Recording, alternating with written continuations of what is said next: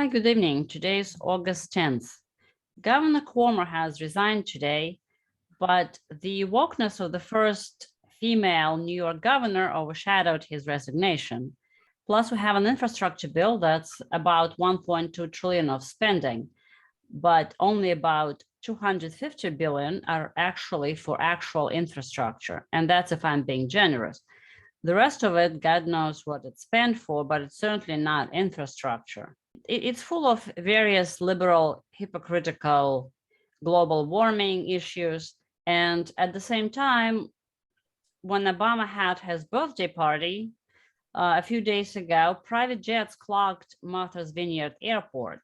So it doesn't stop the so-called elites from flying private while lecturing us all that we're contributing to global warming. Now they have found a new target. I just read an article today in the Politica that apparently pot, marijuana, is the new contribution to global warming. They started with meat, now they moved on to pot. I mean, you can't have any fun anymore because apparently 80% of marijuana is grown indoors. It uses a lot of electricity, so apparently it contributes to global warming a lot. So also in that infrastructure bill, they want to tax driving based on the mileage. They're not actually doing it yet, but they're researching taxing drivers based on the mileage. And why don't they just ban private jets or those flights to the moon and Mars and whatever else Musk and Bezos and other Virgin Galactic and other rich people do? Instead, they're trying to penalize poor people driving to work and to a restaurant while they're all flying around in private jets and space capsules. Is this flying around to climate change conferences, right? Exactly. It's like you said before, if not for the double standard, we would have no standard at all. But S&P 500 celebrates wokeness, and we have made another new all-time high today of 44.38. But most of the day we have traded in a very narrow range, again, just like Monday. And it was around 16 points range during the regular trading hours, similar to yesterday. What was interesting is that Nasdaq has diverged from S&P 500 and pulled back a little bit and closed down half of the percentage points, but defended the 15,000 level as bonds sold off. But looking at the S&P 500, it looks still kind of bullish a little bit, as long as we defend the 43.75 level and above 43.60, which is the volt trigger level. So, but I expect those levels to be actually tested this week, 43.75, 43.60, because the week following the payroll report it's usually slightly negative. And so I would expect a little bit of pullback this week. I don't expect anything dramatic, given this price action is very choppy and not moving anywhere. But to test the volt trigger level or at least 43.75 level, just slightly above it, I wouldn't be surprised. Nasdaq is leading the way down and was down around 100 points today, but reversed a little bit as, like I said, defended the 15,000 level, and we closed down half of the percentage point. Bonds have been down 4 days in a row, finally have reversed the trajectory, and TLT has closed below the 200-day moving average. So it's interesting what it will do next, whether it's fake out and continues move up or continues the down trajectory, as there are rumors that Powell is not going to be elected for the next term because some progressive Democrats, including Elizabeth Warren, do not like his stance as he is not woke enough. He's not, yeah, or he doesn't believe in modern monetary theory that you can just monetize the debt without any consequences. Yeah, he also doesn't believe that he could just wave his magic printing pressing wand and eradicate global warming. Another interesting move happened in gold over the weekend session out at night. We had a little flash crash in gold, but then it probably was based on liquidation of futures for somebody as it continued the downward trajectory from last week. after the payroll report. And so we talked about this before. It seems that nobody wants to deal with gold when crypto is moving like it is. Well, yeah, there were a lot of, I think a lot of traders thought that gold and silver, they'd recover right back to their pre-flash crash levels. And so they, I mean, if you were able to get gold below 1,700, then it was a good trade, but otherwise probably not. It's been pretty flat Right. from that most of the flash crash. And Coinbase has reported earnings, and the earnings were pretty good, very good, actually exceeded expectations, but the stock sold off and was down around 4% today. And after hours, it really didn't do much either. Yeah, it's down a little bit more, but I think it could bounce here as long as crypto is, holding steady and has a bit of an uptrend, or it's holding steady. Then I think that Coinbase could easily get back to its, like above the 300 level, if not back to the IPO level, which was above that in the mid 300s. So I think it could rally here pretty sharply. It's sort of lagging the crypto right now. Exactly. And well, speaking of crypto, Jack from Twitter has tweeted the other day that Bitcoin will unite a deeply divided country. And I read this and I'm not sure, is he trolling? Is he serious? Is he out of his mind? Or is this all a joke? Because I'm sure he's referring to that amendment that there's bipartisan support for Bitcoin in Congress, but it doesn't make any sense that crypto will unite the country when the ideological divide is so deep and has nothing even to do with crypto or currency. I would though say, I mean, I think what he was referring to is the fact that there was a bipartisan coalition of senators that defended crypto, and there were people like Ron Wyden, granted more moderate Democrat, but then people like Ted Cruz, Cynthia Lummis, Mike Lee, and what is it, Pat Toomey from Pennsylvania. I mean, most of them are Republicans, but there were some Democrats too that were fighting against or fighting for more pro-crypto amendments. And so I think that there were about 27 senators that were strongly pro-crypto, that didn't want any crypto regulations added to the infrastructure bill. And so that's it's much more than I expected to see. I thought it might be 3 or something like that. So so maybe that's what he's referring to, just that there's a bit of bipartisanship on this, and it was maybe a bit surprising. And some of the people that were most against it were the so-called national security hawks, people like what is it, Senator Mark Warner, Rob Portman, and so on, who, for whatever reason, they believe what the CIA and so on is telling them, that, this is what the North Koreans are trying to destroy the country with, or something, or the Russians, or whatever their latest, bugaboo is. But right, but I mean, no, I get what he's referring to, maybe the bipartisanship in the Senate, but it's only on this issue. Any other issue is not going to be solved, like immigration or spending or anything else. It's not going to be solved by Bitcoin. Bitcoin is not, it may be helping people individually, but it's not going to solve the problems of the United States or the world. This is just, I think, delusional thinking.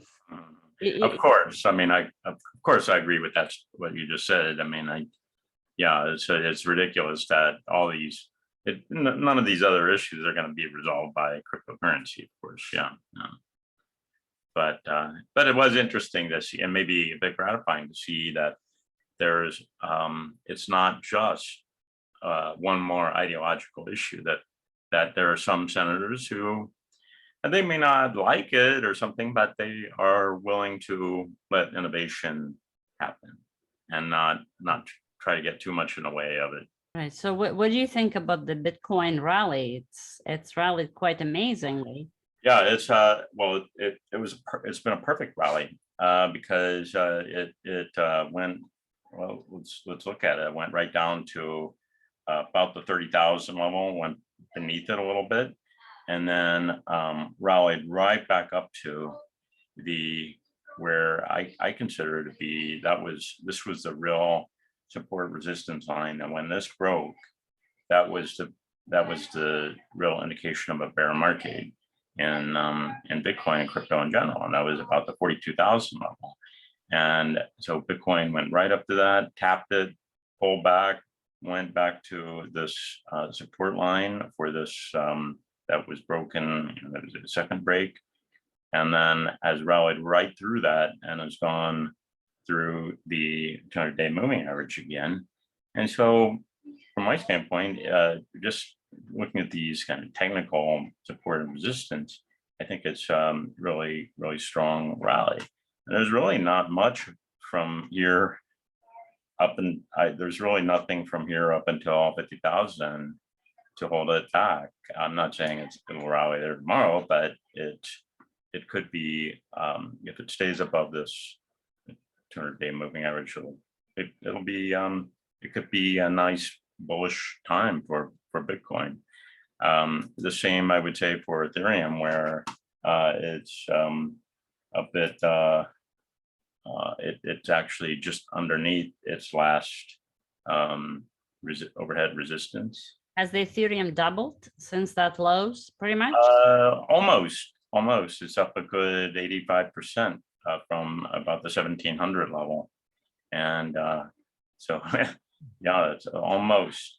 But there was what happened was that Ethereum very successfully has implemented what was called EIP 1559, which or what was called the London upgrade, but that was one of them. But that was the most important one, because what it does is when fees get high, when transaction fees on the network get high, there's an actual burn of Ethereum. It reduces the supply.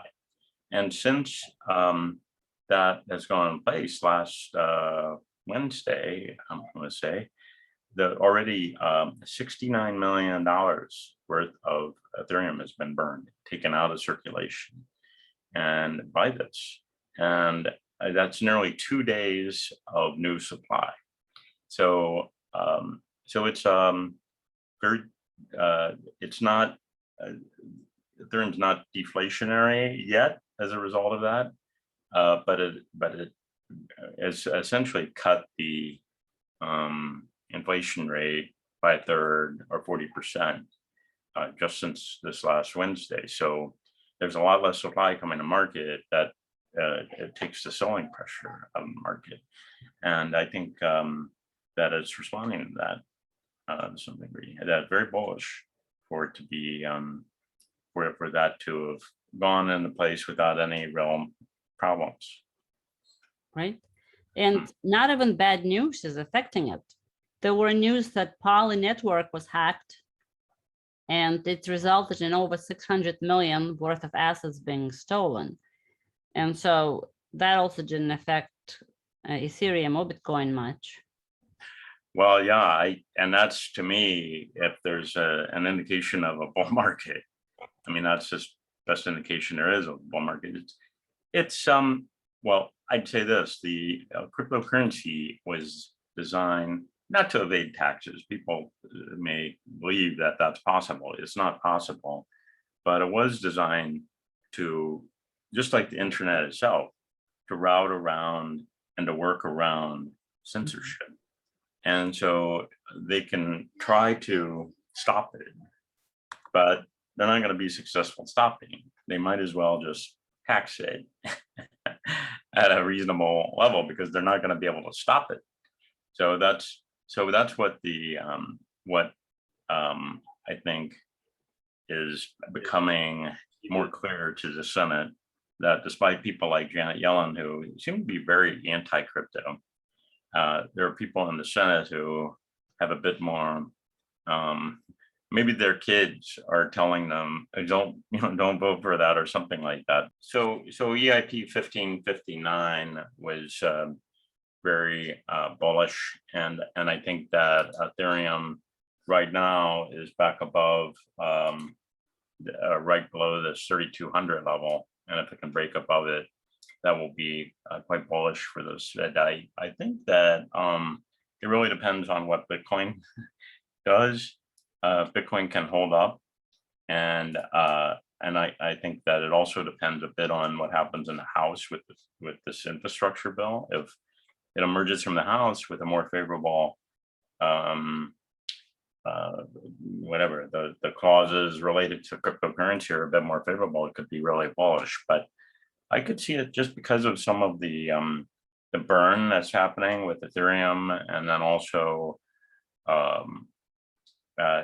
just the fact that Bitcoin's hanging in there pretty nicely above the 45,000 level. I think it could be pretty bullish for all of crypto right now. And this is only it's sort of getting back to Bitcoin is now back to where it was in, say, early March. So I'm not saying it deserves to hit a new high or anything like that, but I think that this period will be seen as sort of a correction within a general bull move in the very long run, and but it would need to let's see it get back up here to really confirm that statement. But I would say I'm definitely a longer term bull on this asset class. Do you have a weekly chart for this is Bitcoin here? I mean, we're so far above this 2017 high that was around 20,000. I mean, we've never we did briefly test it, but it's never fallen back down. And there were a lot of people that were expecting to retest that old high on this pullback. But now we're back above this breakdown level, in my view. And if you look at Ethereum on that same weekly basis, it was it's never even come close to retesting that 1400 level, which was 1450, I think, was what the high in 2018 was. And all these pullbacks remained above that level and didn't penetrate any deeper than about 1600, 1700, which I think is pretty bullish. But now it's at a resistance point, and I could see it chop around a bit rather than break through that right away. I could be wrong, but it was briefly above that level today, but I think it will likely not stay above that level over the next. So is the fear of that infrastructure amendment over, or is it still? Okay, so it's finished. So it's there's no more chance for, I don't think there's a chance for this amendment, any of these amendments, to make it in the House and the Senate, which means that the original language was really bad for crypto, because it would make anyone who touched it in any way, in any service capacity, including being a developer, it makes them a broker, okay, that they have to submit a 1099 form on behalf of the US taxpayer. But it's ridiculous, because you can be an anonymous developer on Ethereum or other platforms. The person who developed Bitcoin to begin with, still not known who that person was. Now, there's people that suspect who it was, but nobody knows for certain who it was. So how are they gonna make somebody file 1099 if they don't even know who it is or where they live.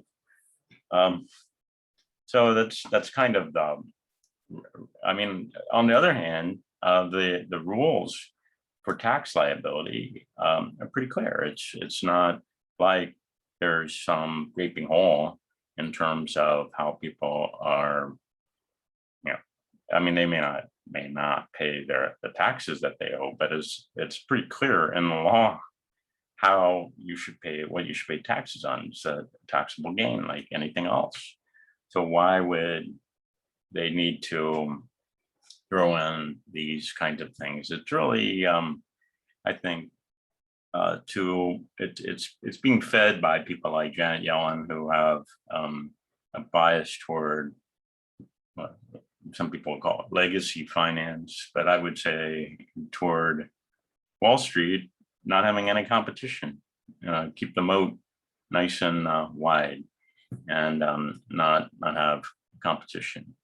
But it is coming from people like Janet Yellen, Mitch McConnell, and so on. And although, you know, people might blame Mark Warner or Rob, what's his name? Mark Warner, or Dick Shelby, who threw in this last minute amendment to or proviso to get military funding and sunk all of these amendments that were more favorable to crypto. None of this would have happened if it wasn't for Mitch McConnell saying, okay, and then you do this. You know, he's the guy orchestrating the Republicans.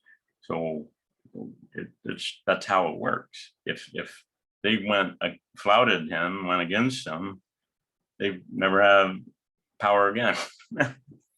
So why would they're not doing that? They're doing what it was orchestrated in the caucus room and not anything else. So it's all for show, in other words. But it goes to the House, and the House can then there's a reconciliation process. Right. And so two things could happen, I think, that could both be pretty favorable for crypto. One would be that the House says, oh, put this amendment and this amendment in, and it makes it much more favorable. The second thing that could happen is that there's no infrastructure bill at all. Now, that might hurt the stock market if that happens. Some of these stocks, like that I think are rallying entirely on the basis of an infrastructure bill passing. Like, I mean, there's some really big rallies, and we're still looking at weekly charts here, but you know, a daily chart and something like U.S. Steel, Alcoa. You know, some of these are really undergoing strong rallies right now, and you know, some of this one surprisingly, like Fluor, and not rallying as well. But these are, but I think that there's a lot of stocks are rallying on the basis of something passing, and they would not do perform well if something didn't. But I think it's maybe 15% chance that nothing even can get through that process. It's all these other provisions they want to throw in, and if they throw in too much and they're too ambitious with these other laws, then nothing will pass because it'll be unacceptable even to their own members.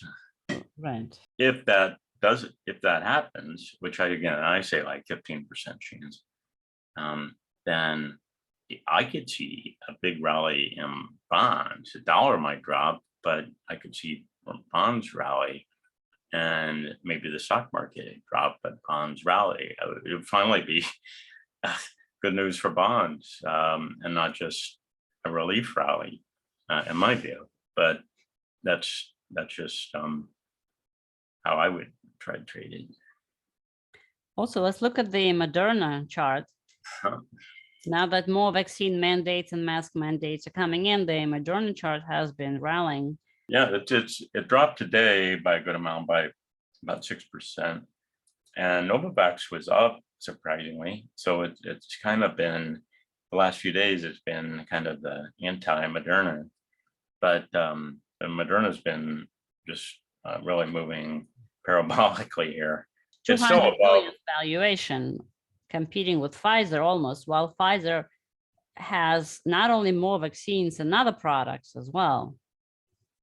Yeah, Moderna's trading at a $183 billion valuation.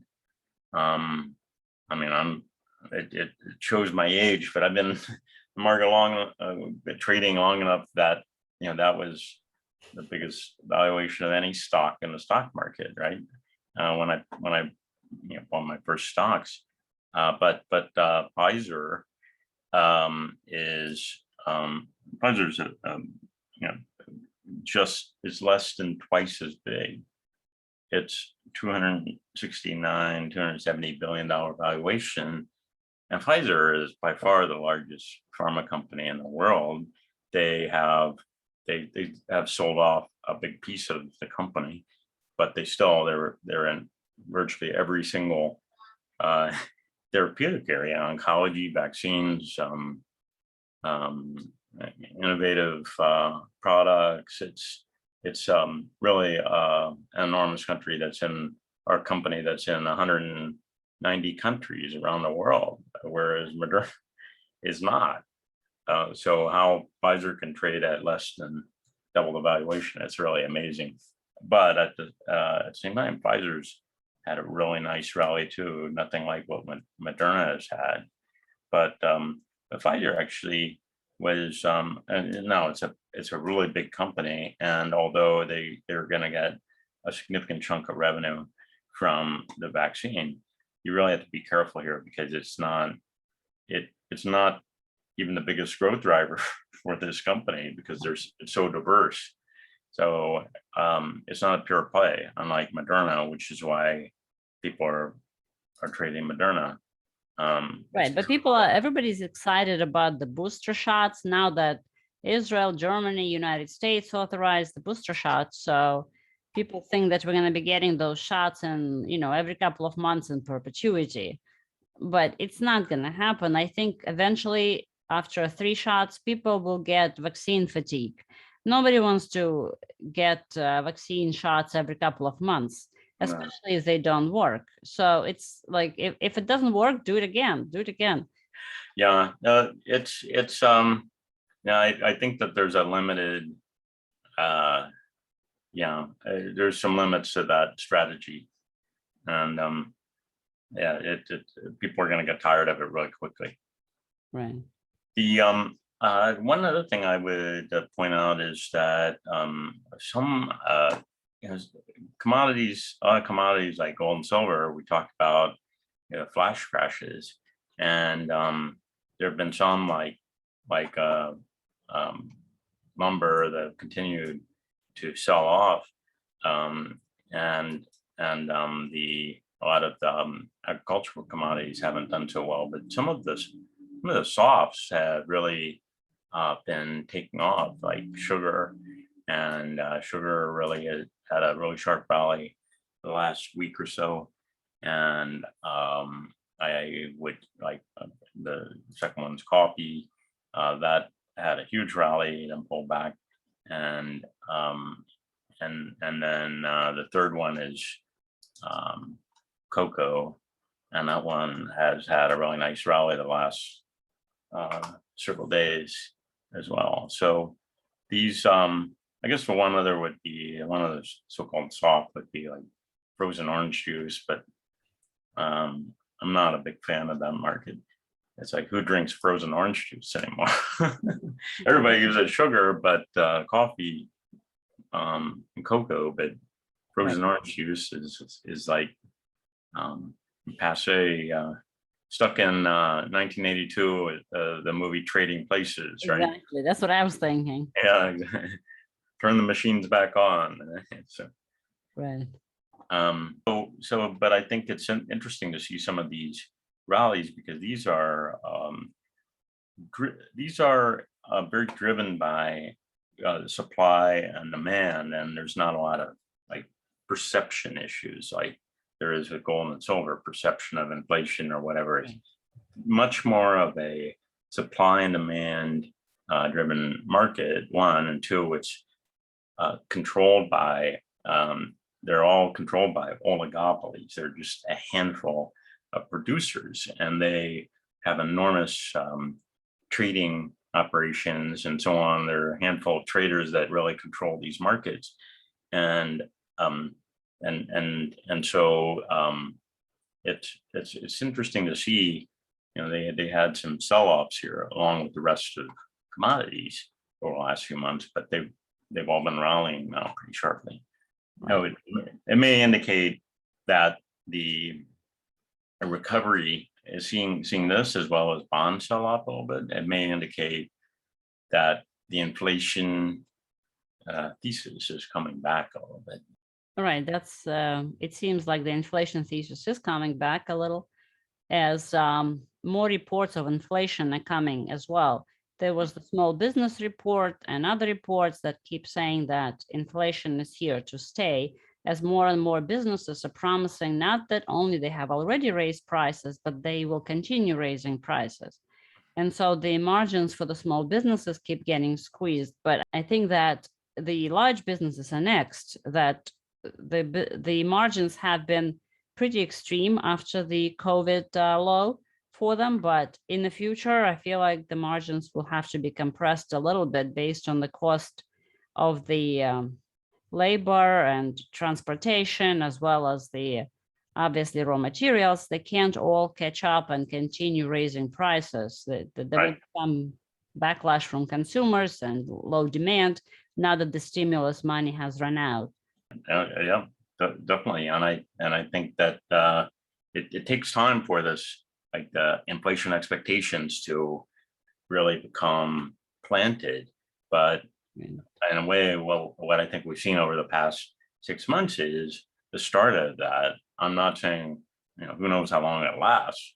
If we have a recession or something, then it would undo that. But I think right now it looks like the economy is not slowing down, the stock market's not slowing down, and we're starting to see the signs of inflation. And right, and then add the infrastructure package into the mix.